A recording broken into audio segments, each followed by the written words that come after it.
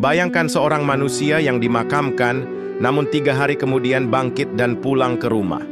Disangka hantu oleh tetangga, padahal dia masih hidup. Itulah Mbah Saridin, sang Syekh Jangkung, wali nyentrik yang konon tak bisa mati sebelum diberi izin langsung oleh Allah. Siapakah dia sebenarnya? Wali atau penyihir? Gila atau suci? Inilah kisah yang penuh teka-teki, karomah, dan misteri alam gaib. Angin berdesir lembut di lereng Gunung Merapi. Saat suara petir tiba-tiba menggelegar memecah langit, meski langit tak menunjukkan tanda-tanda hujan. Di sebuah desa bernama Selo, lahirlah seorang bayi laki-laki dari rahim seorang wanita saleha. Bayi itu diberi nama Saridin, anak dari Ki Ageng Selo, tokoh sakti yang melegenda karena konon pernah menangkap petir dengan tangan kosong. Saat Saridin lahir, seekor burung elang melayang di atas atap rumah, dan seekor ular keluar dari bawah bale-bale lalu pergi begitu saja. Orang-orang menyebut kelahiran itu pertanda, meski tak satu pun tahu akan menjadi pertanda apa. Sejak kecil, Saridin berbeda dari anak-anak lain. Ia jarang menangis, dan pandangannya seperti menembus hati orang dewasa. Saat usia 3 tahun, ia sudah bisa membaca syair Jawa kuno, meski tak pernah diajarkan. Suatu malam, ibunya terbangun dan mendapati Saridin duduk bersila di halaman rumah, menatap bulan, berbicara lirih seperti berdialog dengan sesuatu yang tak kasat mata. Ketika ditanya, Saridin hanya menjawab pelan, "Aku sedang mendengarkan suara langit, Ibu. Usianya belum genap 7 tahun, ketika ia hilang selama 3 hari. Warga gegar, mencarinya hingga ke hutan dan lereng gunung. Tapi saat pulang, ia tak tampak ketakutan. Ia hanya berkata, 'Aku sedang belajar dari pepohonan dan batu.' Orang-orang mulai resah. Ada yang menganggapnya anak ajaib, tapi ada pula yang curiga ia sudah dirasuki makhluk halus. Ki Ageng Selo sendiri hanya diam, seolah tahu bahwa anaknya memang bukan anak biasa. Saridin bukan milik dunia ini, gumamnya lirih. Ia dititipkan untuk misi yang tak bisa dipahami oleh pikiran manusia. Pada usia 9 tahun, Saridin pernah memeluk seekor harimau yang turun dari hutan. Harimau itu alih-alih menerkam, justru duduk tenang di sampingnya. Warga menyaksikan dengan mata kepala sendiri. Mereka mulai memanggilnya dengan berbagai sebutan, bocah petir, anak gaib, atau titisan wali. Tapi Saridin tak peduli. Ia tetap bermain dengan angin, bicara dengan hewan, dan sering menyendiri sambil melukis huruf-huruf Arab di tanah basah. Dalam diamnya tersimpan takdir besar yang sebentar lagi akan menggemparkan tanah Jawa. Malam demi malam, Saridin mulai bermimpi hal-hal yang tak dimengerti anak seusianya. Ia melihat dirinya berjalan di atas air, melewati lautan cahaya, lalu memasuki sebuah taman luas yang dipenuhi para lelaki berjubah putih. Salah satu dari mereka mendekat, menatapnya dengan mata lembut, namun tajam menembus jiwa. "Saridin," kata lelaki itu, "jalanmu panjang, tapi waktumu tak banyak. Carilah gurumu, ia sedang menunggumu di tanah para wali." Saridin terbangun dengan tubuh basah oleh keringat, tapi wajahnya tenang. Itu bukan mimpi pertama. Mimpi yang sama datang 3 malam berturut-turut. Pada malam keempat, lelaki berjubah putih itu berkata lagi, "Kau akan diuji. Tak semua orang akan mengerti jalanmu, tapi jangan takut, langit menyertaimu." Setelah itu, sosok itu menghilang dalam sinar keemasan. Pagi harinya, Saridin yang baru berusia belasan tahun menemui ibunya. Ia mencium tangan perempuan tua itu, lalu serkat pelirih, "Oh ibu, aku harus pergi, ada guru yang harus kutemui." Ibunya terdiam, matanya basah. Ia tahu anaknya memang bukan anak biasa. "Ke mana kau akan pergi, Din?" tanya sang ibu dengan suara gemetar. Saridin menatapnya dengan tenang. "Ke Demak, lalu ke Cirebon. Tapi bukan aku yang memilih jalan ini, Ibu. Aku hanya berjalan di atas titah." Kabar kepergian Saridin cepat menyebar. Sebagian warga menganggapnya nekat dan gila. "Bocah itu kerasukan," kata seorang tetua kampung. "Masih ingusan, sudah bicara soal langit dan mimpi." Tapi Saridin tetap berangkat, hanya membawa bungkusan kecil berisi kain, kitab tipis warisan ayahnya, dan sepotong kayu yang ia ukir sendiri. Dalam hatinya, ia tahu, dunia yang akan ia masuki bukanlah dunia biasa. Ia berjalan kaki melintasi sawah, menembus hutan, tidur di serambi masjid tua, makan dari sedekah orang-orang asing yang bahkan tak tahu siapa dirinya. Tapi ia tak pernah mengeluh. Dalam malam-malam sunyi, ia terus mengingat pesan lelaki berjubah dalam mimpinya. Ia tahu setiap langkahnya sedang diawasi, bukan oleh manusia, tapi oleh langit itu sendiri. Dan pada malam kelima pengembaraannya, di bawah pohon besar yang sepi, Saridin kembali bermimpi. Kali ini lelaki berjubah putih itu memperkenalkan diri. "Namaku Kalijaga." Saridin terbangun dengan napas terengah, tapi wajahnya bercahaya. Ia tahu waktunya bertemu sang guru hampir tiba. Maka pagi itu, Saridin kembali berjalan tanpa arah pasti. Namun hatinya seperti dituntun oleh sesuatu yang tak terlihat. Kaki kecilnya menapak tanah yang belum dikenalnya, menembus semak, menyeberangi sungai, dan tiba-tiba ia sampai di sebuah dusun sunyi di mana seorang lelaki tua sedang duduk bersila di bawah pohon beringin, memejamkan mata, wajahnya damai, tubuhnya diselimuti jubah lusuh berwarna coklat tua. Saridin berhenti, matanya membelalak. Lelaki itu persis seperti yang ia lihat dalam mimpi. Lelaki itu membuka mata, menatapnya seolah sudah lama menunggu. "Akhirnya kau sampai juga, Saridin," ucapnya tanpa bertanya nama. Saridin gemetar. Dalam detik itu, seluruh kepingan mimpi dan tanda-tanda ilahi yang ia alami seakan menemukan porosnya. Lelaki itu berdiri perlahan, lalu menepuk bahu Saridin. "Namaku Kalijaga, tapi hari ini aku bukan siapa-siapa. Aku hanyalah cermin bagimu untuk melihat dirimu sendiri." Hari-hari berikutnya, Saridin tidak diajari membaca kitab atau menulis ayat. Ia hanya diminta duduk diam, memandangi air sungai, mendengarkan dedaunan, dan memperhatikan langkah semut. Ia sempat kebingungan. Apakah ini ilmu? Pikirnya. Tapi Kalijaga tak pernah menjelaskan. Ia hanya tersenyum setiap kali Saridin bertanya dan menjawab dengan teka-teki, perumpamaan, atau diam yang menggema lebih keras dari kata-kata. Malam-malam mereka diisi dengan zikir lirih dan obrolan tentang hakikat hidup yang kadang hanya sepatah dua patah kata. Suatu malam, Kalijaga berkata, "Jika kau ingin menjadi ulama besar, banyaklah membaca. Tapi jika kau ingin mengenal Allah, banyaklah mengosongkan dirimu." Kalimat itu menghantam hati Saridin seperti petir yang diam. Ia mulai mengerti. Jalan ini bukan untuk pamer ilmu, tapi untuk melebur dalam cahayanya. Di sela-sela sunyi, Kalijaga juga mengajarkan cara bergaul dengan rakyat biasa. Ia membawa Saridin ke pasar, ke sawah, ke pinggir kali, bergaul dengan tukang becak dan petani, menyamar sebagai pengamen dan pelawak. Ilmu itu bukan hanya dari kitab. Kadang Allah berbicara lewat orang miskin yang kau remehkan, kata Kalijaga. Dan Saridin mulai menyerap semuanya dengan jiwa yang hening namun menyala. Bertahun-tahun Saridin bersama gurunya. Hingga suatu malam Kalijaga memandangnya lama, lalu berkata, "Sudah cukup, kini kau harus berjalan sendiri. Ilmu bukan lagi untuk kau simpan, tapi untuk kau pancarkan." Saridin terdiam. Ia tahu, inilah akhir dari masa belajar dan awal dari sesuatu yang lebih besar, sebuah jalan panjang yang akan mengubah nasib orang-orang yang belum siap menerima cahaya. Maka Saridin melangkah pulang ke tanah kelahirannya, bukan lagi sebagai bocah aneh dari Selo, tapi sebagai manusia yang membawa nyala dari langit. Tapi cahaya, ketika datang terlalu terang, justru membutakan. Itulah yang terjadi saat ia mulai berdakwah dengan cara yang tak bisa dipahami banyak orang. Saridin tidak membangun langgar.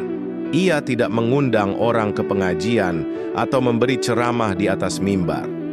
Ia justru berjalan ke tengah pasar, berdiri di antara tukang daging dan penjual bawang, lalu menyanyikan tembang Jawa yang penuh sindiran tajam. Ia menertawakan para pemimpin yang rakus, menyindir para kiai yang jualan ayat, dan menyebut bahwa tidak semua jubah putih adalah cermin kesucian. Bila surga bisa dibeli dengan amplop, maka neraka akan jadi surga bagi orang-orang jujur. Ucapnya keras dalam satu tembang. Orang-orang tertawa, tapi juga resah. Siapa dia ini? Bisik seorang lelaki tua. Berani-beraninya mengejek para ulama. Yang membuat mereka makin gelisah, Saridin tidak mengenakan sorban atau jubah. Ia lebih sering memakai pakaian compang-camping, kadang bertelanjang dada, kadang hanya mengenakan kain batik dan blangkon usang. Tapi setiap kata yang keluar dari mulutnya menusuk tepat ke dada orang-orang. Ia tidak bicara dengan gaya tinggi, tapi dengan bahasa pasar yang mengiris. Ia seperti tahu isi hati semua orang. Ia bisa menyebutkan nama anak haram seorang saudagar, membuka rahasia gelap tokoh masyarakat, bahkan menyindir istri kepala desa yang menyimpan dendam lama. Sebagian warga mulai gelisah. Dia sakti, tapi lidahnya tajam, kata seorang wanita. Dia wali atau tukang cela? Tanya yang lain. Para ulama setempat mulai berbisik. Kalau dibiarkan, orang ini bisa mengguncang akidah warga. Maka pertemuan rahasia pun diadakan, membahas cara menangani Saridin. Namun Saridin tetap tenang. Ia tahu semua itu akan terjadi. Dalam tidurnya, ia sering melihat ombak besar menghantam sebuah kota yang tenang. Ia tahu, ia adalah ombak itu. Dan dalam hati kecilnya ia berkata, lebih baik aku dibenci karena berkata benar daripada disanjung dalam kepalsuan. Kalimat itu menjadi bara di dada banyak orang. Maka pagi itu saat matahari baru menggantung setengah di timur, utusan para ulama dan tokoh adat datang menjemput Saridin. Mereka tak berbasa-basi. Kau dipanggil ke balai desa. Ada hal penting yang harus dijelaskan. Saridin hanya tersenyum, mengambil tongkat kayunya, dan melangkah tanpa tanya.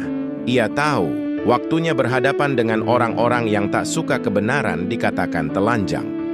Di balai desa, para tokoh agama, pemimpin adat, dan puluhan warga telah berkumpul.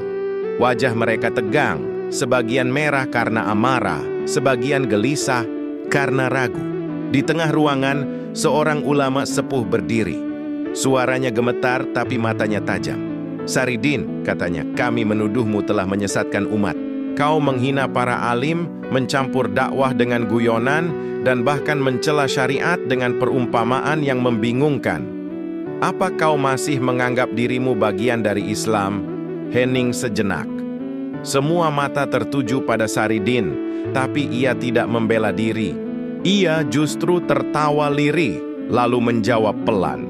Kalian menyebut aku mencela syariat, padahal aku sedang menyelamatkan ruhnya. Kalian bilang aku menghina ulama, padahal aku hanya mencabut topeng dari wajah-wajah yang tak jujur. Suasana mulai memanas. Seorang kiai muda berdiri menunjuk wajah Saridin. Kalau kau merasa benar, buktikan bahwa kau bukan ahli sihir. Buktikan bahwa kau bukan murtad. Saridin menatapnya tajam. Ia lalu memungut segenggam tanah dari lantai dan melemparkannya ke udara. Ajaibnya, tanah itu berubah menjadi bunga-bunga kecil yang melayang pelan menebar harum. Semua terdiam. Tapi Saridin tak berhenti. Ia lalu menyebut satu persatu rahasia orang-orang di ruangan itu. Engkau, katanya sambil menunjuk seorang lelaki berjubah putih, tadi malam mengambil uang masjid untuk membayar hutang judi. Dan engkau yang setiap hari bicara tentang surga, bahkan tak pernah memeluk istrimu dengan kasih sayang. Wajah-wajah itu pucat. Sebagian tertunduk, sebagian bergetar, tapi bukan karena takut pada Saridin, melainkan karena merasa dilucuti oleh kebenaran yang tak bisa mereka tolak. Tapi ego tak mudah kalah, maka mereka sepakat mengeluarkan putusan. Saridin harus diasingkan. Ia dianggap terlalu berbahaya bagi ketenangan desa. Saridin menerima keputusan itu dengan senyum yang aneh, tenang, pahit, dan seperti mengandung rahasia besar. Kalian buang aku dari kampung ini, katanya pelan, tapi kelak kampung ini akan mencariku dalam doa yang tak berani disebutkan. Lalu ia berjalan pergi, perlahan, meninggalkan kerumunan yang membisu dalam rasa lega bercampur takut, seolah mereka baru saja mengusir cahaya dari tubuhnya sendiri. Saridin berjalan menjauh dari kampung yang dulu membesarkannya, tanpa amarah, tanpa dendam. Langkahnya pelan, namun setiap jejaknya meninggalkan kesan di tanah, seolah bumi pun paham siapa yang sedang ia dukung. Sebelum melewati batas dusun, ia menoleh sekali. Orang-orang masih berdiri di kejauhan, tak ada yang berani menatap matanya. Lalu Saridin berkata lirih, namun terdengar jelas hingga ke telinga mereka. "Kalian telah menyingkirkan tubuhku dari sini, tapi bahkan tanah pun belum tentu bisa menerima jasadku." Ucapan itu menggantung di udara seperti kutukan yang belum jadi. Tak ada yang menjawab, tak ada yang bergerak, hanya angin yang mendesir pelan, membawa aroma sunyi dari pegunungan. Maka Saridin pun melanjutkan langkahnya ke arah barat daya, menuju hutan Landoh yang konon angker dan belum pernah dijamah manusia biasa. Tempat itu sepi, ditakuti warga, disebut-sebut sebagai sarang jin dan harimau gaib. Tapi bagi Saridin, kesepian bukanlah kutukan, melainkan panggilan. Di dalam hutan itu, ia membuat sebuah gubuk dari ranting dan ilalang. Ia hidup tanpa listrik, tanpa api, hanya dari air sungai dan buah hutan. Tapi anehnya, malam-malam di sana tidak pernah gelap. Ada cahaya samar dari langit yang selalu turun ke sekeliling gubuknya. Kadang, suara jikir terdengar dari balik pepohonan. Kadang pula hewan-hewan buas justru duduk tenang di sekitarnya, seolah mengaji bersama. Hari-hari di pengasingan itu tidak membuatnya lemah. Justru di sanalah jiwanya semakin menyatu dengan Yang Maha Esa. Ia tidak lagi marah kepada manusia. Ia tidak lagi berharap dipahami. Ia hanya ingin menjadi kosong, agar bisa diisi sepenuhnya oleh cahayanya. Dan di malam-malam tertentu, ia berbicara, bukan kepada manusia, tapi kepada langit. "Tuhanku," bisiknya, "jika jalan ini adalah jalan kehinaan, biarlah aku terhina seumur hidup. Tapi jika ini jalanmu, maka tanamkan aku dalam sunyimu, dan biarkan aku mencintaimu sendirian." Sementara itu, di kampung halamannya, warga mulai resah. Anak-anak mereka bermimpi aneh. Ada suara yang datang di malam hari, mengingatkan mereka untuk jujur.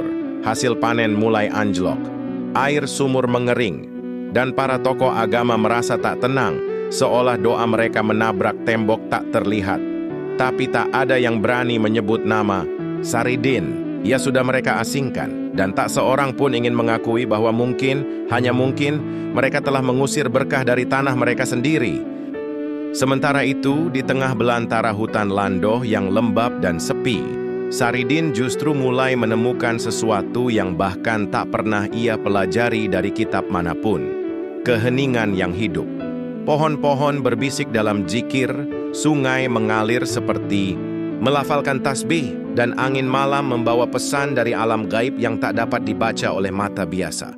Saridin hidup sendirian, tapi ia tidak pernah merasa sendiri. Suatu malam, saat bulan menggantung penuh di langit, seekor harimau keluar dari semak dan berjalan pelan ke arah gubuk Saridin. Tapi alih-alih menerkam, hewan itu duduk di sampingnya, diam, tunduk, dan menatap ke depan seperti murid di hadapan gurunya. Lalu datanglah seekor burung hantu, hinggap di ranting tepat di atas kepala Saridin, mengeluarkan suara lembut yang tidak menyeramkan, tetapi justru terdengar seperti panggilan adzan dari alam lain. Malam itu, Saridin mengangkat tangannya ke langit.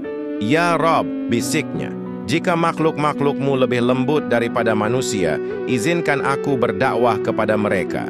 Sejak saat itu, gubuk Saridin tidak pernah sepi dari tamu, bukan manusia, tapi makhluk dari dunia lain. Jin Muslim dari Gunung Kendeng datang membawa kabar dari alam gaib. "Kami mendengar suara hatimu," ujar salah satu dari mereka. "Dan kami ingin belajar." Saridin mengajarkan mereka tentang keikhlasan, tentang menahan amarah, bahkan tentang cinta. Ia tidak memberi perintah, hanya memberi teladan. Jin-jin itu duduk bersila di malam hari, berbaris dalam sunyi, mengikuti gerakan tangannya yang mengalir, lembut seperti air wudhu. Saridin pun mulai dikenal di kalangan makhluk tak kasat mata sebagai waliullah yang diterima bumi dan langit. Para jin yang bertobat dari kejahatan kini menjaga gubuknya, membangun pagar gaib agar tak ada yang mengganggu. Di suatu malam, seekor ular besar muncul, melilit tiang gubuknya, namun wajahnya menghadap keluar, seolah menjadi penjaga setia. Saridin hanya mengelus kepalanya sambil berkata, "Tak semua ular membawa bisa, ada yang membawa pelindung." Tanpa ia sadari, desas-desus tentang dirinya mulai menyebar keluar hutan. Warga dari desa-desa jauh mulai bermimpi didatangi lelaki jangkung berjubah lusuh yang mengusap kepala mereka dan menyembuhkan penyakit. Ketika mereka terbangun, sakit mereka hilang. Ada yang datang ke hutan hanya untuk memastikan apakah lelaki dalam mimpi itu nyata. Dan saat mereka menemukan gubuk Saridin, mereka hanya bisa menangis karena wajah itu sama persis dengan sosok dalam mimpi mereka. Saridin tak pernah memanggil siapapun, tapi siapa yang butuh kebenaran akan datang sendiri dengan langkah hati yang dituntun cahaya. Dan ketika semakin banyak orang mulai datang diam-diam ke gubuk Saridin, mengadu, menangis, meminta doa, atau sekadar duduk dalam diam di hadapannya, Saridin mulai merasakan desir halus dalam jiwanya, seperti panggilan yang tak bisa diabaikan. Panggilan itu tidak datang lewat mimpi, tidak juga lewat suara, tetapi lewat getar rasa yang menyayat, waktunya kembali. Bukan karena ia butuh manusia, tapi karena manusia mulai butuh langit. Suatu pagi, ketika embun masih menggantung di pucuk, daun dan matahari baru menyibak kabut lando, seorang pemuda dari desa tetangga datang terburu-buru. Nafasnya terengah, wajahnya pucat. "Mbah, ada anak tenggelam di Kali Guno. Sudah 3 hari tidak ditemukan," katanya gemetar. Saridin menatap pemuda itu dalam-dalam. "3 hari, kau bilang?" Pemuda itu mengangguk. 3 hari? Mayatnya belum mengapung. Orang tuanya sudah putus asa. Saridin berdiri pelan, mengambil tongkat kayu yang sudah mulai usang, dan berjalan tanpa sepatah kata. Kabar cepat menyebar. Saat Saridin tiba di tepian sungai, puluhan warga sudah berkumpul. Mereka terkejut melihatnya. Ada yang langsung menunduk malu, mengenang bagaimana dulu mereka ikut mengusirnya. Tapi Saridin tak membawa amarah. Ia hanya berdiri di pinggir sungai, menatap arus yang mengalir lambat, lalu menancapkan tongkatnya ke lumpur. Ia menutup mata dan berbisik, "Wahai yang mengatur segala arah, jika ruh anak itu belum kau jemput, kembalikanlah ia pada ibunya."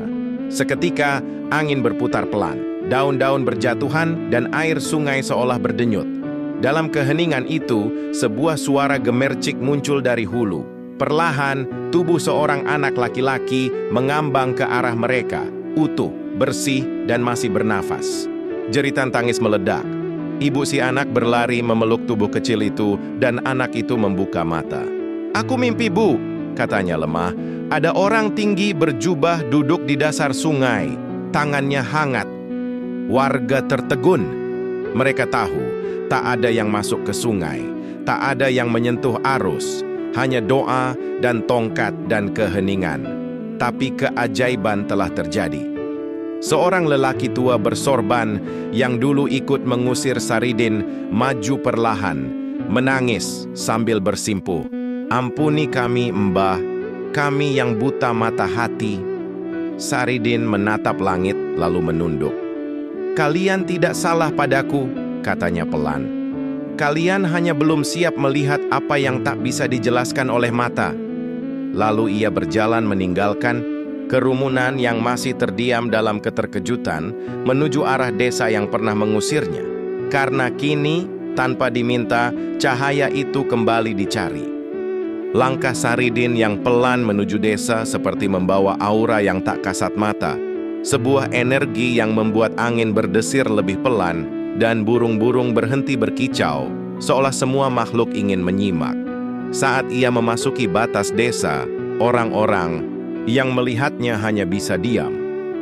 Tak ada lagi hinaan, tak ada lagi ejekan. Yang tersisa hanyalah kekaguman yang bercampur dengan penyesalan. Di tengah keramaian yang masih ragu untuk menyapa, Saridin duduk di bawah pohon beringin tua, tempat dulu ia pernah dilempari caci.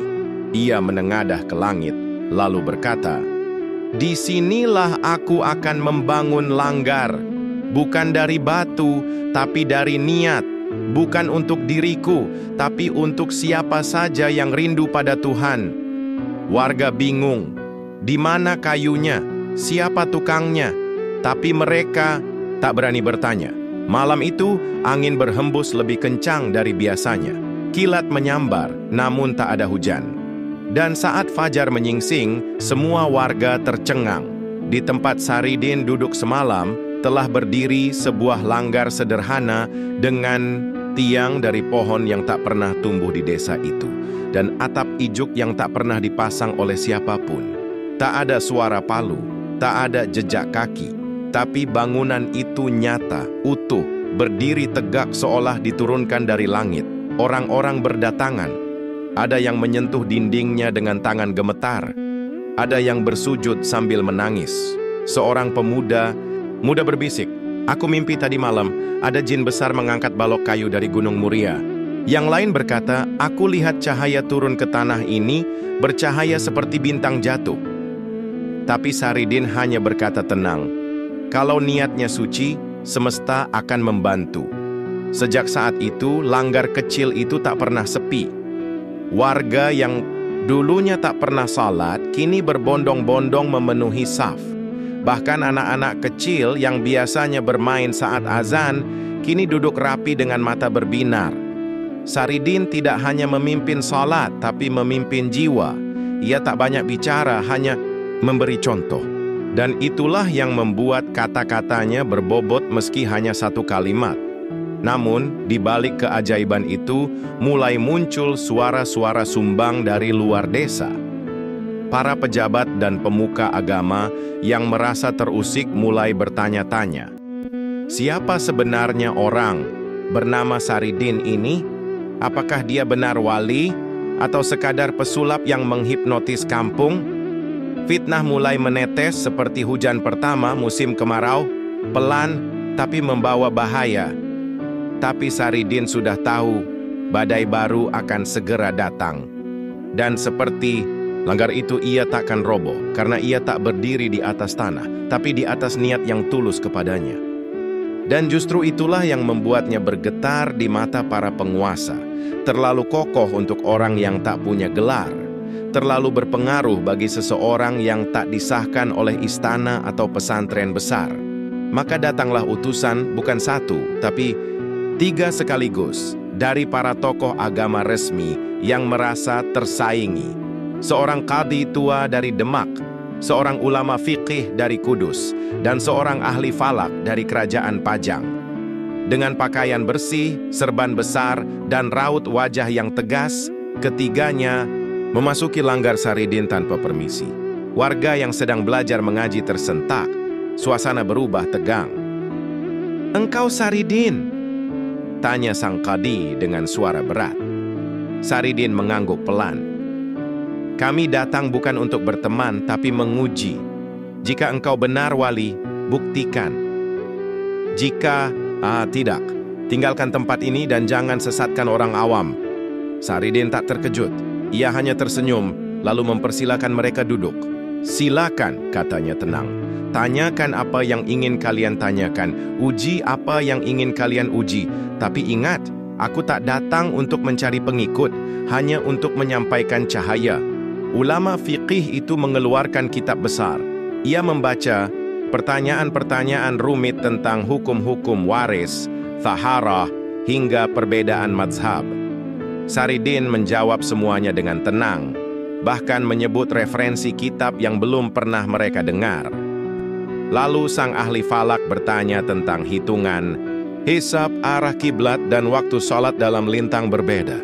Saridin mengambil tongkatnya, menggurat tanah, dan menjelaskan seperti langit sedang membimbing tangannya langsung. Jawaban-jawabannya bukan hanya tepat, tapi menyentuh makna yang dalam, yang tak pernah mereka bayangkan sebelumnya. Akhirnya sang Qadhi berkata, "Kau pandai. Tapi apakah kepandaianmu berasal dari wahyu atau dari setan?" Saridin menatapnya lekat. "Kepandaian bisa dipelajari," katanya lirih, "tapi hikmah adalah karunia, dan karunia tidak bisa dipaksakan oleh gelar atau kitab, melainkan datang hanya pada hati yang dibersihkan oleh cobaan." Saat itu, tiba-tiba seekor ular besar muncul dari belakang langgar dan melata ke arah para tamu. Warga panik, tapi Saridin hanya mengangkat tangannya dan berkata lembut, "Tenanglah saudaraku, kembalilah ke sarangmu." Dan ular itu pun berputar pelan dan menghilang ke semak-semak, seolah mengerti bahasa manusia. Para ulama itu terdiam. Qadhi yang tadi tegas kini menunduk. "Kami minta maaf Saridin, kau bukan sembarang orang." Tapi Saridin hanya menjawab, "Aku pun masih belajar. Kebenaran bukan milikku, tapi jika kalian mau, marilah kita belajar bersama." Namun meskipun para ulama itu luluh, kabar tentang kejadian ini sampai ke telinga pejabat tinggi kerajaan, dan tidak semua yang mendengarnya memiliki hati yang lembut. Justru dari sanalah badai besar akan segera datang, bukan lagi dari kalangan agama, tapi dari kekuasaan. Namun meskipun para ulama itu luluh, kabar tentang kejadian ini sampai ke telinga pejabat tinggi kerajaan, dan tidak semua yang mendengarnya memiliki hati yang lembut. Justru dari sanalah badai besar akan segera datang. Bukan lagi dari kalangan agama, tapi dari kekuasaan. Karena bagi penguasa tak ada yang lebih menakutkan daripada seorang rakyat biasa yang bisa membuat ribuan orang tunduk tanpa pedang. Sebuah laporan rahasia pun dikirim ke kerajaan Pajang. Ada seorang lelaki bernama Saridin yang mulai disembah bagai nabi.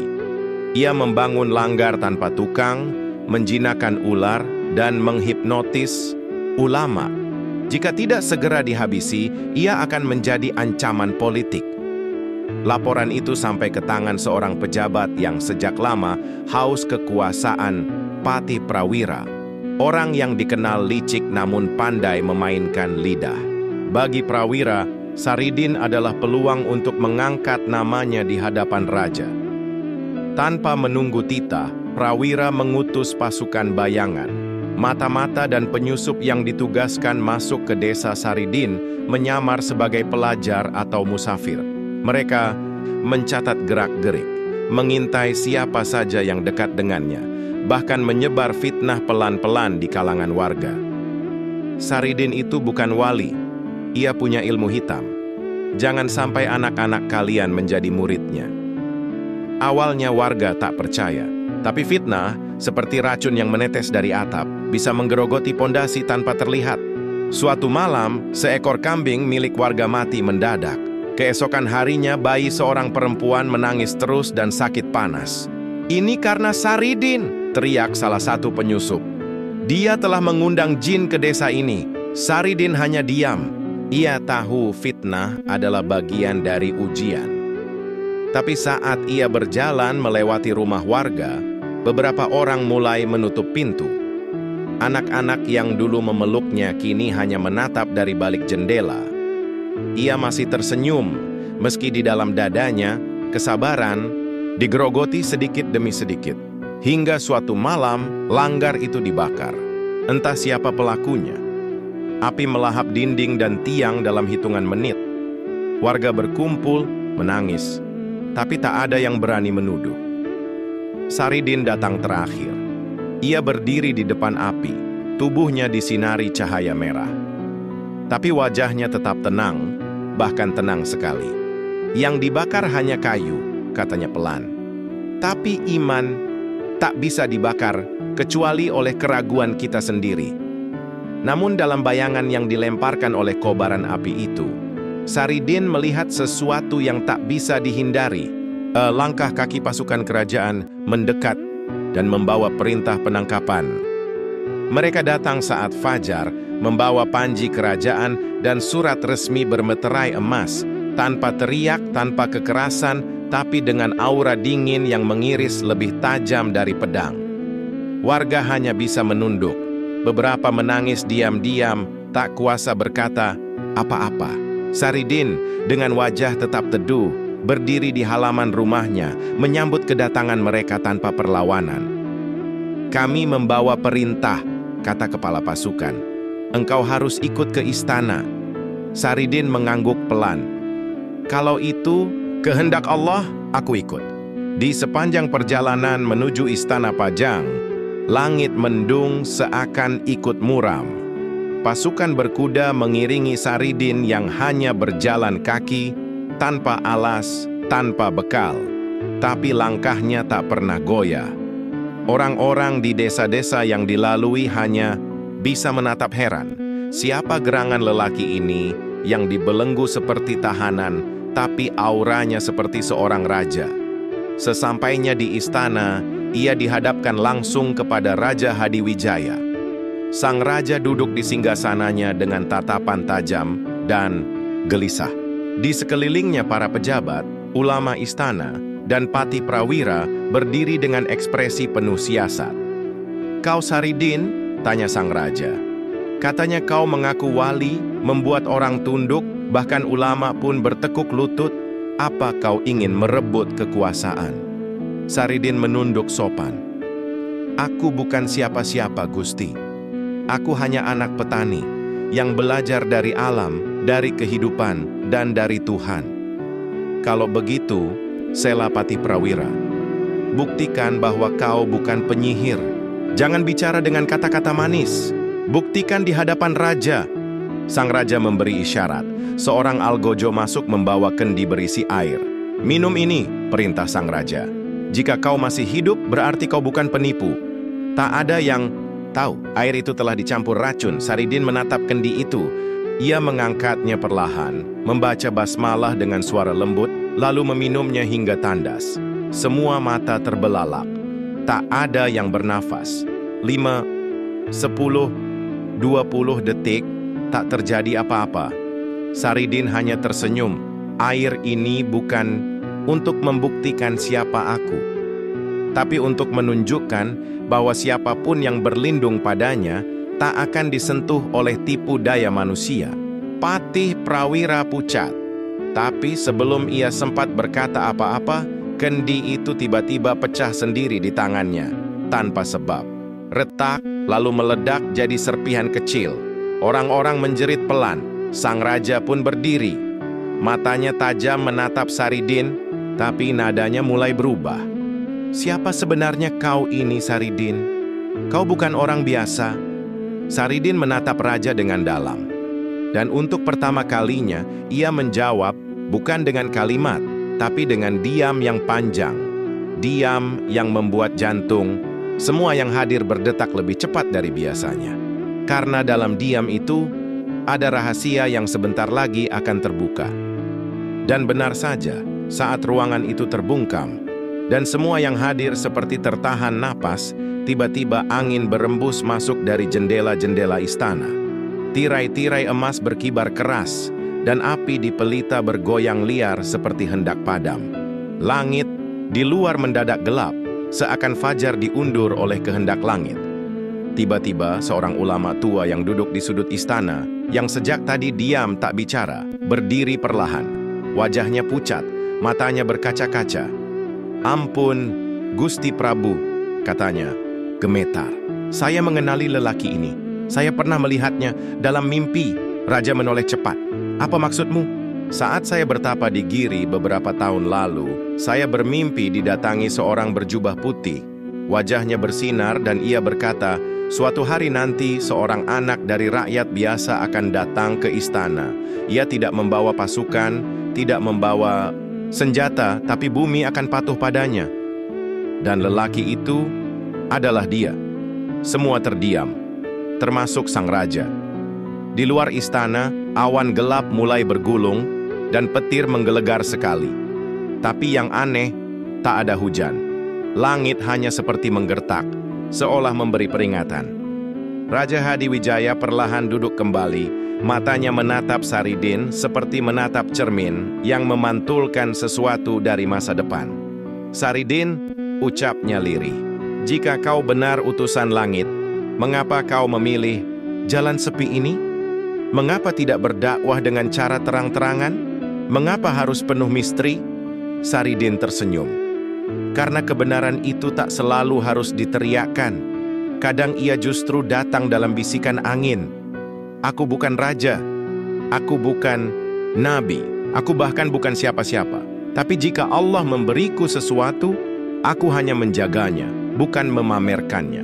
Tiba-tiba, dari luar, seekor burung gagak hitam terbang masuk lewat celah jendela. Ia melayang di atas kepala Saridin, berputar 3 kali, lalu mendarat di bahunya, dan berubah menjadi segumpal asap putih yang mengepul naik, lalu lenyap begitu saja. Istana gempar. Bahkan pengawal yang terlatih pun mundur selangkah. Patih Prawira kini gemetar, wajahnya pucat, dan keringat dingin menetes dari pelipisnya. Ia mundur pelan, mencoba menjauh dari Saridin. Tapi sang raja mengangkat tangan. "Jangan lari, Prawira." Raja berdiri lagi, kali ini dengan suara berat. "Kalau benar Saridin bukan penipu, dan bukan pula manusia biasa, maka mungkin justru kaulah, Prawira, yang perlu kami adili." Saridin melangkah maju. Ia tidak menatap Patih itu dengan marah, tapi dengan iba. "Fitnah yang kau lontarkan padaku bukan menyakitiku, tapi menghancurkan hatimu sendiri, dan itu lebih buruk dari hukuman apapun." Suasana semakin hening, semua menanti apa yang akan terjadi. Tapi Saridin hanya menghela napas. "Aku tak datang untuk menjatuhkan siapapun. Tapi jika kerajaan ini ingin selamat, bebaskanlah dari kebencian, bukan dari orang-orang sepertiku." Langit di luar mulai cerah kembali, seolah pesan langit telah selesai disampaikan. Namun di dalam istana, badai yang sebenarnya justru baru dimulai, badai dalam dada seorang Patih Prawira yang kini berdiri terpaku, dihantam rasa bersalah yang selama ini ia bungkam dengan ambisi. Saridin masih berdiri tegak, namun sorot matanya tak lagi menembus, melainkan memeluk. Ia memandangi Prawira seperti seorang ayah memandang anak yang tersesat. "Engkau tak perlu takut padaku, Prawira. Aku bukan hakim, bukan algojo, tapi Allah tak akan membiarkan kebenaran dikubur begitu saja." Patih Prawira menggertakkan giginya.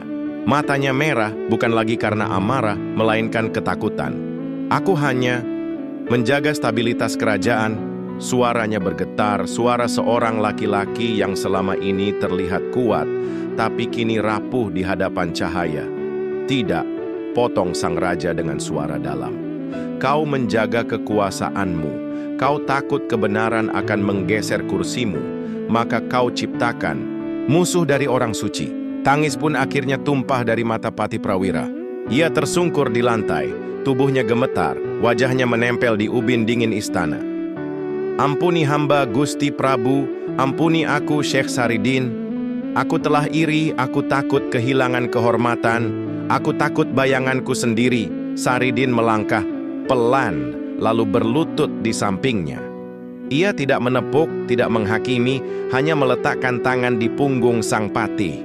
Tiba-tiba tubuh Prawira bergetar keras, seperti kesetrum oleh gelombang tak terlihat, dan sesaat kemudian ia terdiam dalam sujud, lalu menangis seperti anak kecil yang baru lahir. Semua yang menyaksikan kejadian itu hanya bisa membisu. Tidak ada suara, bahkan raja pun tak berkata-kata. Dan di antara keheningan itu, sebuah suara kecil muncul dari sudut ruangan. Suara seorang ulama tua yang sejak tadi duduk bersila memejamkan mata. Inilah puncak karamah para wali. Bukan saat mereka membelah bumi atau memerintah angin, tapi ketika mereka mampu menundukkan hati manusia yang paling keras sekalipun. Raja berdiri. Ia turun dari singgasananya, berjalan perlahan ke arah Saridin dan Prawira. Lalu ia berlutut, menyentuhkan dahinya ke tangan Saridin. "Engkau bukan hanya membawa pesan dari langit, Saridin. Engkau membawa wajah Tuhan, yang sabar, yang lembut, yang memaafkan. Saridin menahan air matanya. "Aku bukan siapa-siapa, Gusti. Aku hanya hamba yang belajar dari air, dari tanah, dari api, dan dari angin." Empat itu tak pernah berebut pujian, tapi semua menaatinya. Saat itu pula, sang raja memerintahkan seluruh istana untuk berdiri dalam diam selama 1 jam. Sebuah perintah yang belum pernah ada sebelumnya.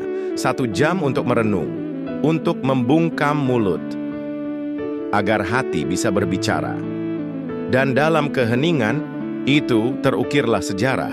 Seorang patih bertobat, seorang raja bersujud, dan seorang hamba, tanpa mahkota dan tanpa pedang, menaklukkan segalanya hanya dengan cinta. Namun di tengah kegemparan itu, justru Saridin memilih langkah yang mengejutkan. Esok paginya, sebelum fajar menyingsing, ia telah menghilang dari istana. Tak ada pamit, tak ada pesan, hanya sepasang jejak kaki di halaman belakang istana yang perlahan menghilang di rerumputan yang basah oleh embun. Raja memerintahkan pencarian, tapi Saridin seolah lenyap ditelan semesta. Ia pergi seperti bayangan malam yang menghilang saat cahaya datang. 3 hari kemudian, kabar datang dari desa-desa di kaki Gunung Muria. Penduduk menceritakan seorang lelaki tua berjubah lusuh yang membantu mendirikan surau, mengobati anak-anak sakit, dan menolong petani yang gagal panen. Ia tak menyebut nama, hanya menyapa, "Cukup panggil aku Saridin." Namun masyarakat tak bodoh. Mereka tahu, inilah orang yang seminggu lalu membuat langit Jogja bergetar. Namun Saridin menolak dipuja. "Jangan panggil aku wali," katanya suatu hari kepada seorang santri muda yang berlutut di depannya. "Karena panggilan itu membuatmu menatap ke atas, sedangkan aku ingin kau menatap ke dalam." Ketenarannya terus menyebar, tapi semakin ia dikenal, semakin ia menghilang. Ia berpindah-pindah dari desa ke desa, tak punya rumah, tak punya pesantren besar. Ia menolak pendirian masjid atas namanya. Bahkan setiap kali ada orang membawakan hadiah, ia berkata, "Bawalah pulang, berikan pada ibumu."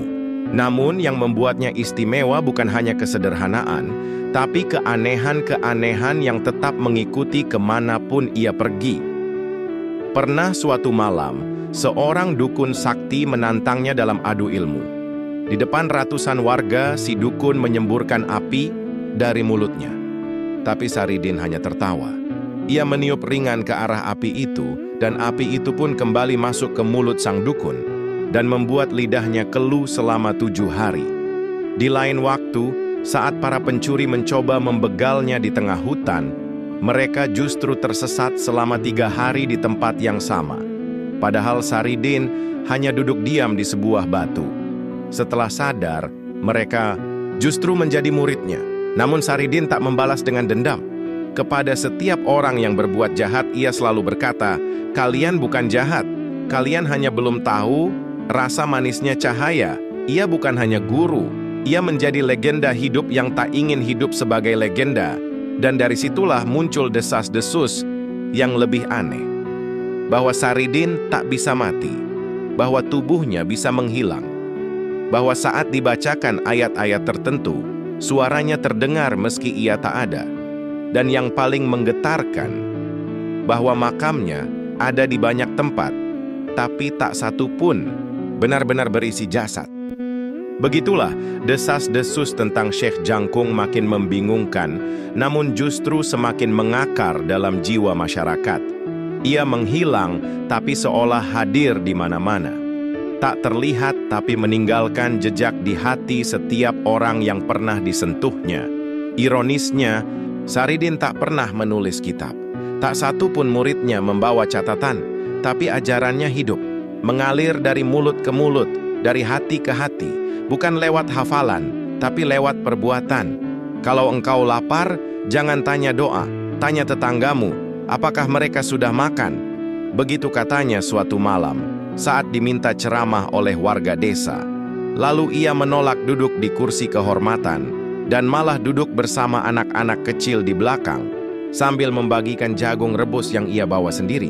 Ia tak pernah bicara tinggi-tinggi, tak menyebut dalil panjang, tapi yang hadir selalu pulang dengan dada bergetar. Karena Saridin tak mengajarkan agama, ia menghidupkannya. Suatu hari, seorang santri muda memberanikan diri bertanya, "Syekh, apakah engkau tidak ingin meninggalkan pesan tertulis untuk generasi berikutnya?" Saridin tersenyum tipis. Jika kata-kata bisa menyelamatkan manusia, maka iblis tak akan pernah terkutuk. Ia tahu semuanya, tapi tak pernah benar-benar merasakan. Ia mengajarkan makna salat bukan lewat teori, tapi lewat cara ia bersujud. Diam, lama, dalam, seolah dunia berhenti bergerak, seolah bumi malu berputar ketika menyaksikan kehinaan seorang hamba di hadapan Tuhannya. Ia mengajarkan sabar bukan lewat kisah-kisah Nabi, tapi lewat sikapnya saat dicaci oleh seorang pemabuk yang tak tahu siapa dia. Waktu warga hendak memukuli si pemabuk, Saridin justru melindunginya dan berkata, "Jangan sakiti dia. Hatinya sedang haus, tapi ia belum tahu cara meminta air yang benar." Hari demi hari, bukan hanya masyarakat awam yang datang, para kiai, ulama, bahkan bangsawan dari berbagai daerah berdatangan ingin menimba ilmu. Tapi ia tak pernah menerima mereka sebagai murid. "Aku tak butuh pengikut. Aku hanya ingin kawan seperjalanan," katanya. Yang paling menakjubkan, sebagian besar dari mereka yang bertemu Saridin justru mengalami perubahan bukan karena perkataannya, tapi karena perasaan yang sulit dijelaskan. Dada mereka terasa ringan, luka lama seperti sembuh, dan tiba-tiba mereka bisa menangis dalam doa. Padahal, sebelumnya hati mereka keras seperti batu. Dari sinilah nama Syekh Jangkung menjelma menjadi bukan sekadar tokoh, yang menjadi gelombang sunyi yang bergerak di bawah permukaan zaman, menggerakkan hati tanpa suara, membangkitkan jiwa tanpa gemuruh. Dan itulah yang membuat orang mulai percaya bahwa ia bukan sekadar manusia, bahwa mungkin Syekh Jangkung memang tak bisa mati karena yang ia tanam bukan tubuh, tapi cahaya yang tak pernah padam. Dan itulah yang kemudian menjadi kekuatan terbesar Saridin, bukan keabadian fisik, melainkan kebangkitan batin. Ia tidak membangun ajaran, tapi membangunkan manusia yang tertidur dalam rutinitas, dalam kelamnya hati yang lupa pada asal-usul. Suatu hari, di sebuah desa kecil di lereng Gunung Muria, terjadi peristiwa yang membuat banyak orang tercengang. Warga setempat mengeluhkan kemarau panjang yang membuat sumur-sumur kering dan tanaman mati. Mereka sudah mengundang banyak orang untuk berdoa, tapi hujan tak kunjung turun. Hingga akhirnya mereka mengundang Saridin. Tanpa membawa tongkat, tanpa mantra, Saridin hanya berjalan pelan ke tengah lapangan desa yang retak-retak karena kekeringan. Ia duduk bersila di atas tanah panas itu, lalu menengadah, tidak memohon, hanya berbisik lirih, "Wahai langit, apakah engkau juga sedang haus kasih sayang?" Tak lama kemudian, awan menggumpal. Angin bertiup pelan, lalu deras. Hujan pun turun. Tak seperti hujan biasa, tapi hujan yang menyisakan bau wangi seperti bunga. Warga menangis, bersujud, dan berteriak bahwa ini adalah karamah wali, tapi Saridin hanya tersenyum getir. Ia berkata pelan, "Air ini bukan karena doaku, tapi karena kalian akhirnya sadar bahwa langit tak pernah tertutup bagi hati yang bersih." Peristiwa ini menyebar kemana-mana, dan sejak saat itu, banyak orang yang tidak lagi hanya memuji karomahnya, tapi mulai menghidupi ajarannya. Para pencuri bertobat, dukun berhenti menyakiti. Bahkan tukang mabuk yang dulu mencaci Saridin, kini menjadi penjaga langgar dan menghafal Al-Quran dengan air mata yang tak henti menetes setiap malam. Namun semua perubahan itu terjadi tanpa ada satupun pesan tertulis dari Saridin. Ia mengubah dunia bukan dengan buku, bukan dengan ceramah panjang, tapi dengan kehadiran yang menggetarkan dan tindakan-tindakan sederhana yang menyalakan obor di dada manusia. Dan di puncak pengaruhnya yang begitu besar, Saridin justru kembali hilang. Untuk terakhir kalinya, pagi itu seorang anak kecil mengaku melihat Saridin berjalan sendirian ke arah sungai. Ia sempat menyapa, "Mbah, kemana?" Dan Saridin hanya menjawab, "Ke tempat di mana cahaya tak lagi dibutuhkan." Setelah itu, tak ada yang pernah melihatnya lagi. Warga mencari, Masyarakat menduga ia wafat, tapi jasadnya tak ditemukan. Anehnya, satu persatu makam muncul di berbagai daerah, di Pati, di Kudus, di Juwana, bahkan hingga keluar Jawa. Semua mengaku sebagai tempat peristirahatan terakhir Saridin. Tapi tidak ada yang benar-benar tahu di mana tubuhnya berada. Namun entah mengapa, para peziarah yang datang ke makam-makam itu merasa seolah benar-benar bertemu dengannya. Ada yang mencium bau harum, ada yang mendengar bisikan doa, dan bahkan ada yang merasa pundaknya ditepuk dengan lembut saat mereka menangis di pusara. Dan dari situlah keyakinan itu menguat bahwa Syekh Jangkung tak pernah benar-benar mati. Ia hanya bersembunyi dalam jiwa setiap orang yang bersedia hidup dengan cinta, sabar, dan kebenaran. Dan dari sinilah warisan sejati Saridin mulai tumbuh. Bukan di perpustakaan, bukan di bangunan megah, tapi di setiap sudut kehidupan yang sederhana. Di warung-warung kecil, ibu-ibu menyuapi anaknya sambil mengucapkan doa lembut. Ya Allah, jadikan dia setenang Saridin. Di sawah-sawah, para petani menyebut namanya dengan penuh hormat saat menanam benih. Di pesantren-pesantren, santri-santri muda melantunkan kisahnya di sela ngaji, walau tak ada kitab khusus yang bisa mereka pelajari. Semuanya hidup dari ingatan, dari getaran, dari rasa. Ajarannya bukan sistem, tapi nurani, yang membuat warisan Syekh Jangkung begitu abadi adalah karena ia tak pernah mengikat siapapun. Ia tidak pernah memaksa untuk diikuti. Ia justru menyuruh orang mencari sendiri, merasakan sendiri, dan mengenali Tuhan dalam diri sendiri. Kalau kau ragu dengan kebenaran, katanya dulu kepada seorang pemuda, maka jangan cari jawaban. Carilah keheningan, karena Tuhan paling sering berbicara lewat diam. Kini, ratusan tahun setelah perginya Saridin, makam-makamnya tetap ramai dikunjungi, tapi bukan ziarah biasa. Banyak yang datang bukan untuk meminta, tapi untuk mengingat. Mereka duduk lama, diam, lalu pulang dengan wajah tenang. Seorang kiai tua di Pati pernah berkata dengan air mata, "Aku tak tahu ajaran Saridin dari buku, tapi setiap kali aku hampir putus asa. Rasanya beliau datang membisikiku agar jangan menyerah." Ada pula kisah seorang preman di pinggiran kota yang bermimpi didatangi lelaki berjubah lusuh, bertongkat kayu dan berkata, "Berhentilah melukai dirimu sendiri." Keesokan harinya, ia menyerahkan diri ke pesantren dan menjadi pengurus masjid sampai hari ini. Itulah warisan Saridin. Bukan harta, bukan ketenaran, bukan pengaruh politik, tapi kesadaran. Kesadaran bahwa hidup bukan soal siapa yang paling benar, tapi siapa yang paling bersedia merendah. Bahwa mukjizat bukan soal bisa terbang atau menundukkan jin, tapi tentang menyembuhkan luka hati orang lain hanya dengan kehadiran. Bahwa kemuliaan bukan tentang menjadi wali, tapi tentang menjadi manusia yang tulus dalam kesunyian. Dan dari semua warisan itu, ada satu hal yang paling dikenang dari Saridin. Ketidakterikatannya. Ia tidak melekat pada dunia, tidak pada nama, tidak pada pujian. Maka ketika ia pergi, ia tak meninggalkan jejak jasad, hanya jejak jiwa. Namun, satu misteri masih tersisa. Kalau Saridin benar-benar wafat, di mana jasadnya? Dan jika tidak, di mana dia sekarang? Bahwa Syekh Jangkung mungkin masih hidup dalam wujud yang tak bisa dikenali. Sebuah kemungkinan yang bagi sebagian orang terdengar mustahil, namun bagi yang pernah merasakan kehadirannya, justru menjadi keyakinan yang tak tergoyahkan.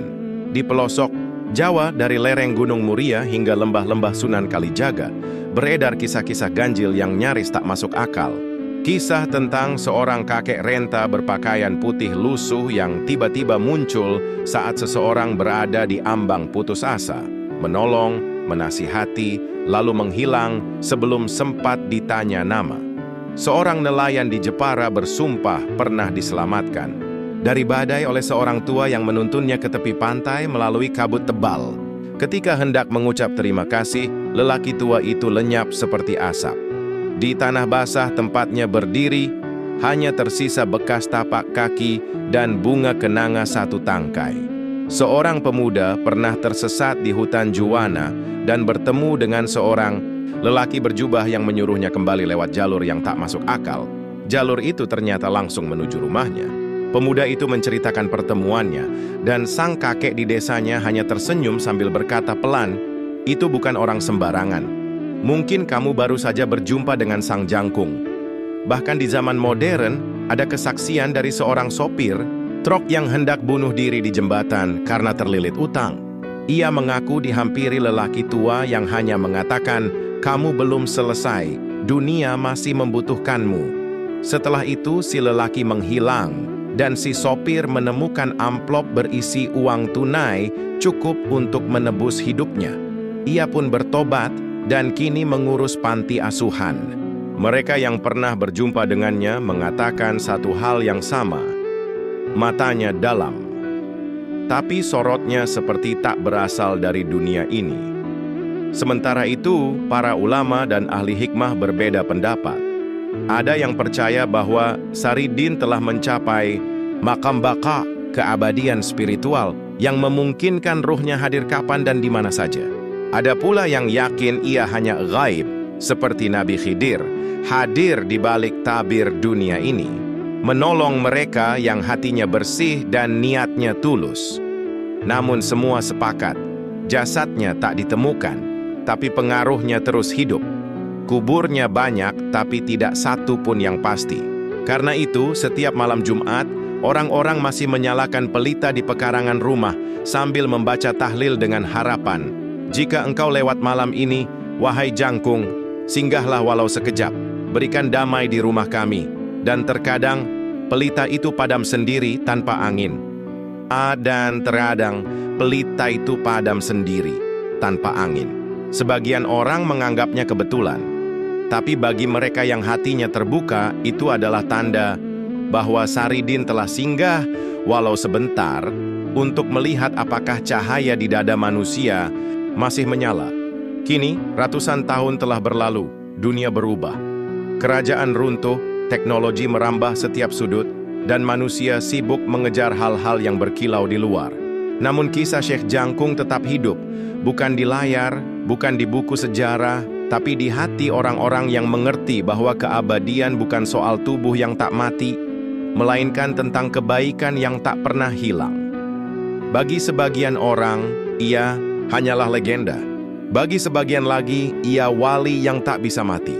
Tapi bagi mereka yang pernah disentuh jiwanya, ia adalah cermin yang memantulkan kebaikan yang selama ini tersembunyi di dalam diri mereka sendiri. Suatu malam, seorang kiai muda di Kudus bermimpi berjalan di padang luas yang diterangi cahaya bulan. Di kejauhan ia melihat sosok tinggi berjubah lusuh sedang duduk menghadap langit. Kiai muda itu mendekat dan bertanya, "Mbah, apakah benar engkau tak mati?" Lelaki itu tersenyum, menatap dengan sorot mata yang tenang namun dalam. "Anak muda, yang tak mati itu bukan aku. Yang tak mati adalah cinta yang kau berikan, kesabaran yang kau rawat, dan kebenaran yang kau pegang walau sendirian. Jika itu hidup di hatimu, maka aku pun hidup di dalammu." Ketika kiai itu terbangun, ia menangis. Bukan karena rindu, tapi karena sadar bahwa rahasia Syekh Jangkung bukanlah kesaktiannya, melainkan kesediaannya untuk menjadi pelita bagi orang lain, lalu padam agar mereka belajar menyalakan cahayanya sendiri. Maka di akhir cerita ini, kita mengerti satu hal. Keabadian bukan berarti jasad yang tak hancur. Keabadian adalah saat namamu menjadi doa di bibir orang yang tak pernah kau kenal. Dan mungkin di suatu tempat yang tak terlihat mata, Syekh Jangkung masih berjalan. Tidak di langit, tidak di istana, tapi di antara langkah-langkah manusia yang belajar mencintai, memaafkan, dan merendah. Sebab selama masih ada satu hati yang menyalakan pelita kebaikan, Syekh Jangkung tidak akan pernah mati.